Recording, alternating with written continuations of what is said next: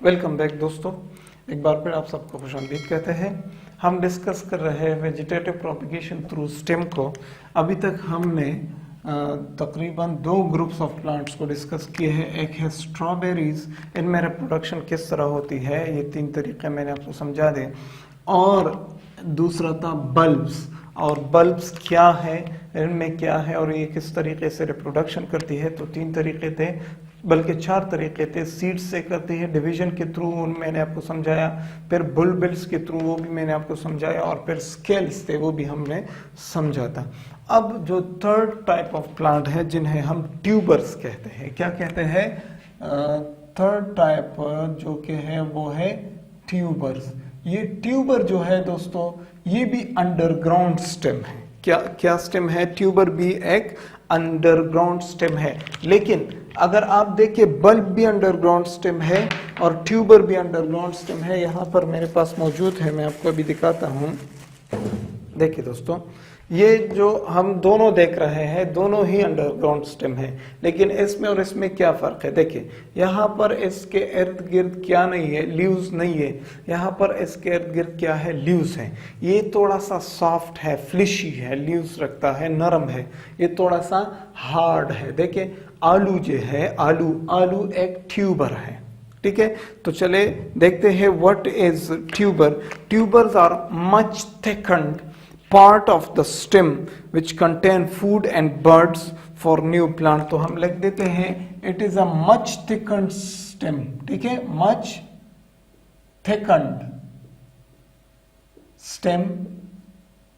अब इसमें क्या होता है, अगर आप देख सकते हैं, अगर मैं कोशिश करूं कि आपको दिखाऊं, ये जगह आपको दिख रही है, ये इसमें देखिए छोटा सा बड है। देखिए ये, देखिए इसमें पूरे नहीं है, मैं पैदा नहीं कर सका आप लोगों के लिए, तो होता है इनमें। What is tuber? Tuber is a much thickened stem which contain, इसमें क्या होता है, विच कंटेन बर्ड्स, जिसमें छोटे छोटे बर्ड्स होते हैं फॉर न्यू प्लांट, नया प्लांट बनाने के लिए इसमें छोटे छोटे बर्ड होते हैं। तो इससे बात जाहिर हो गई कि अगर हम इस आलू को जमीन के नीचे रख देते हैं और उसके लिए पानी और टेम्परेचर और हवा का इंतजाम करते हैं, तो ये एक आलू हमें नए आलूज देगा, ज्यादा, इससे ज्यादा आलू हमें प्रोवाइड करेगा, रिप्रोड्यूस होगा ये। तो ट्यूबर जो है उसकी मिसाल मैंने आपको दी, एक आलू है। अब क्या होता है, इनमें होता क्या है, रिप्रोडक्शन किस तरह से ये करते हैं, किस तरह से ट्यूबर्स रिप्रोडक्शन करते हैं। तो हमारे पास बात ये है कि ये जो ट्यूबर है, बर्ड्स अपीयर ऑन पेरेंट के ऊपर क्या अपीयर हो जाते हैं, बर्ड्स। अब मैंने आपको यहाँ पे दिखा दिया कि यहाँ पे एक छोटा सा बर्ड मौजूद है। ये बर्ड क्या करते हैं, इन बर्ड्स से स्केली लीव्स फॉर्मेशन होते हैं। बर्ड्स फॉर्म स्केली लीव्स, छोटे छोटे पत्ते बनाता है ये, और ये पत्ते जाकर, ये बर्ड जाकर, या ईच ट्यूबर जाकर each bird develop new tuber. अब देखिए, मैं आपको डायग्राम के थ्रू समझाता हूं। हमने क्या किया कि हम जमीन के नीचे, जमीन में एक आलू रख देते हैं, एक ट्यूबर रख देते हैं। ठीक है, हमने ये ट्यूबर रख दिया। अब जब इसे हवा और ऑक्सीजन और फूड, न्यूट्रिएंट्स और वाटर मिलेगा, तो इसके ऊपर छोटे छोटे बर्ड्स निकलना शुरू हो जाते हैं। ठीक है, मैंने लिखा है यहाँ बर्ड्स अपीयर ऑन पेरेंट पर बर्ड्स अपीयर हो गए, फिर बर्ड्स से छोटे छोटे स्केली लीव्स बनना शुरू हो जाते हैं इस तरह से। ठीक है, और यही बर्ड्स जब डिटैच होंगे तो इन्हीं बर्ड्स से छोटे छोटे नए ट्यूबर बनना शुरू हो जाते हैं। ठीक है, इस तरीके से देखिए, तो दीज आर स्मॉल ट्यूबर्स। तो हम देख रहे हैं कि ये एक एसेक्सुअल रिप्रोडक्शन है, ठीक है। तो इस पेरेंट ट्यूबर से, ये जो पेरेंट ट्यूबर था, हमने देखे 6 और बेबी ट्यूबर्स बना दिए। इस तरह का रिप्रोडक्शन किन चीज़ों में होता है? ज़्यादातर एग्जाम्पल्स इनके क्या है? ज़्यादातर एग्जाम्पल्स इनके हमारे पास जो पाए जाते हैं, और भी होंगे, लेकिन आलू जो है, आलू एक ट्यूबर है, पोटैटो, ठीक है। सो मैकेनिज्म आपको समझना है। यहाँ पे भी मैंने आपको सबको मैकेनिज्म समझा दिया, यहाँ पर भी मैकेनिज्म समझना जरूरी है कि क्या होता है जब हम पेरेंट को सो कर देते हैं जमीन में, तो क्या होता है, उनके ऊपर छोटे छोटे बर्ड्स निकलना शुरू हो जाते हैं, और उन बर्ड्स से लीव्स बनना, और उन बर्ड्स से और छोटे छोटे नए ट्यूबर्स बनना शुरू हो जाते हैं। तो देखें, हमने एक आलू को एक पेरेंट ट्यूबर से 6 और बेबी ट्यूबर्स बना दिए। तो दिस इज अ रिप्रोडक्शन, ठीक है, इसको समझ गए। फिर हमारे पास आते हैं कॉम्स। नंबर 4 पे आते हैं कॉम्स। अब कॉम्स क्या है? कॉम्स इनसे भी ज्यादा टफ होते हैं, ठीक है। तो मैंने लिखा है सॉलिड एनलार्ज अंडरग्राउंड स्टेम होते हैं। इनके एग्जांपल्स मैं दूंगा आपको। What are corms? Corms are solid enlarged underground stem, ठीक है। देखिए, अभी तक हम स्टेम से ही रिप्रोडक्शन कर रहे हैं। Corms are solid and large underground stem. इनमें रिप्रोडक्शन किस तरह होती है वो भी मैं आपको डायग्राम के थ्रू समझाता हूं, और इनके एग्जांपल्स भी आपको बताता हूं कि इनमें रिप्रोडक्शन किस तरह होती है। तो देखिए दोस्तों, यहाँ पर मैं डायग्राम बनाता हूं। For example, this is our ground, underground है ना, दिस इज ग्राउंड, और यहाँ पे हमने एक कॉम को रखा है। देखिए, ठीक है, इसके क्या है, इसके रूट्स हैं, और ये इससे क्या निकल आए हैं, शूट्स हैं और लीव्स हैं, ठीक है। तो ये क्या है, ये एक कॉम है। अब देखें क्या होता है कि इस कॉम को हमने रखा जमीन पर, जब ये शूट्स इसने बना दिए, तो इसके बॉडी के ऊपर और छोटे छोटे क्या निकलना शुरू हो जाते हैं, छोटे छोटे बर्ड्स निकलना शुरू हो जाते हैं। हम बर्ड्स कहते हैं, नो प्रॉब्लम। देख लिया आपने, इस तरह से। अब क्या होगा, अब देखते हैं। ये ओके, इनको हम बेबी बल्ब्स कहते हैं, बेबी बल्ब्स। और ये जो है, ये बड़ा वाला, ये पेरेंट बल्ब है। क्या है? पेरेंट बल्ब है।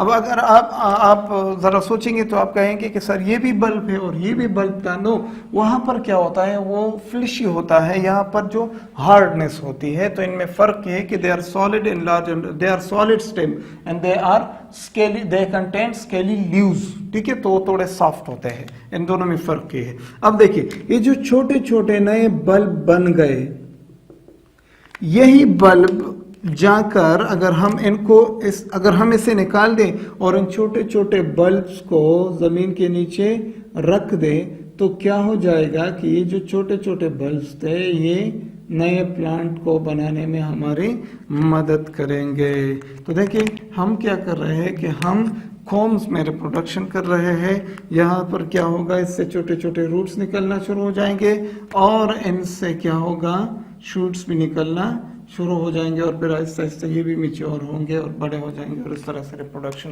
करेंगे।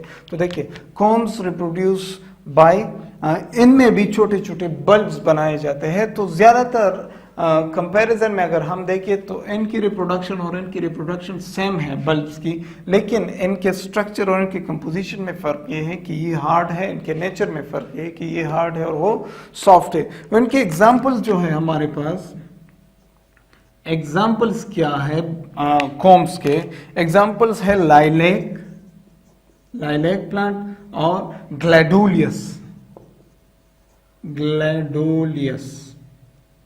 किस तरह है, यस, ग्लैडियोलस, ये जो है ये दोनों एग्जाम्पल्स हैं इसके, और ये इस तरीके से रिप्रोडक्शन करते हैं। तो ये हो गए कॉम्स। अब पांचवा जो है हमारे पास, पांचवा मैं यहाँ पे एक्सप्लेन करूंगा। तो पांचवा जो है वो है सकर्स। क्या है दोस्तों? सकर्स। पांचवे ग्रुप में आते हैं suckers.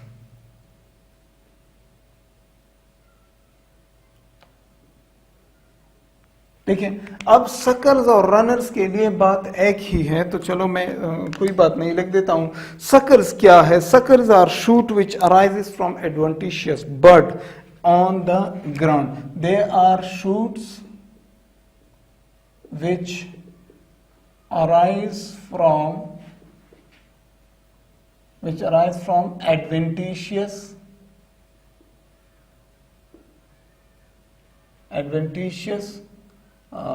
buds, which arise from adventitious buds on ground, जमीन के ऊपर। अब देखते हैं किस तरह। ऑन ग्राउंड सरफेस अगर लिख दूं तो अच्छी बात होगी, ऑन ग्राउंड सरफेस। अब देखते हैं किस तरह। देखिए दोस्तों, ये हो गई हमारी जमीन की सरफेस।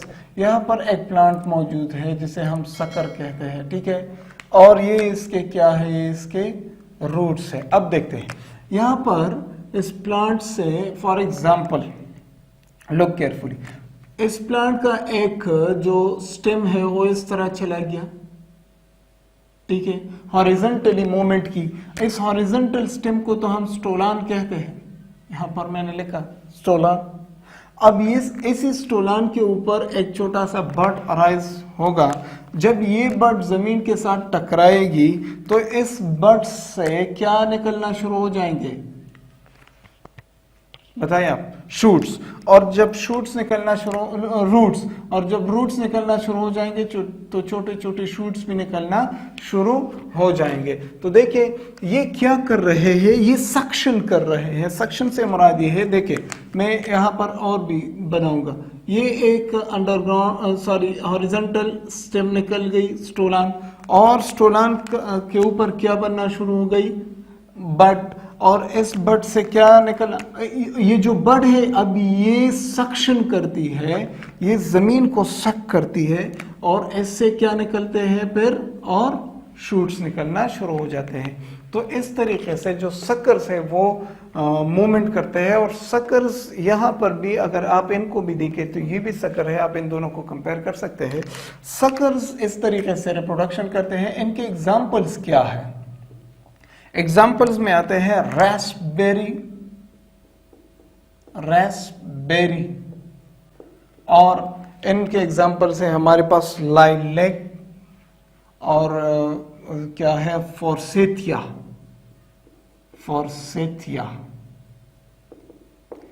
बस आप अगर रास्पबेरी को भी याद रखेंगे तो बहुत सी बड़ी बात होगी आपके लिए। तो ये हो गई हमारे पास सकर्स की जो क्या है, रिप्रोडक्शन है, एसेक्सुअल रिप्रोडक्शन। तो दोस्तों अभी तक हमने 5 ग्रुप्स ऑफ प्लांट्स में देखे कि किस तरह से स्टेम के थ्रू रिप्रोडक्शन होती है। तो स्टेम को हमने समझा कि स्टेम क्या है और स्टेम के थ्रू किस तरह से रिप्रोडक्शन होती है, और इन सब के मिसालें क्या है। तो उम्मीद करता हूं कि आप सब समझ गए होंगे कि स्टेम से किस तरह रिप्रोडक्शन होती है। तो मिलते हैं अगले लेक्चर में, हम डिस्कस करेंगे reproduction through roots, vegetative propagation through roots. देखिए दोस्तों, यहाँ तक जितने भी मैंने डिस्कस की ये सारे के सारे नेचुरल है। हम किसी की चीज़ के साथ कोई काम नहीं रखते। देखिए हमने सिर्फ और सिर्फ इसको ज़मीन के नीचे रख दिया, और फिर इससे देखिए छोटे छोटे जो बल्ब से, जो स्मॉल ट्यूबर से वो निकल गए। तो ये नेचुरली होता है। तो मैंने कहा था कि वेजिटेटिव प्रोपेगेशन 2 तरह की होती है, आर्टिफिशियल और नेचुरल। तो ये जो हमने अभी तक डिस्कस किया ये सारे के सारे नेचुरल थे। तो उम्मीद है कि आपको लेक्चर पसंद आया हो। अगर लेक्चर से आपने कुछ सीखा तो प्लीज़ कमेंट सेक्शन में बताया करें, और लेक्चर्स को अपने दोस्तों के साथ शेयर करें, चैनल को सब्सक्राइब करें, बेल आइकन को ज़रूर प्रेस करिएगा और ऑल पे लगा दिए, ताकि जो भी मैं नया वीडियो अपलोड करूं आप सबको उसको नोटिफिकेशन मिल सके। खुदा हाफिज़।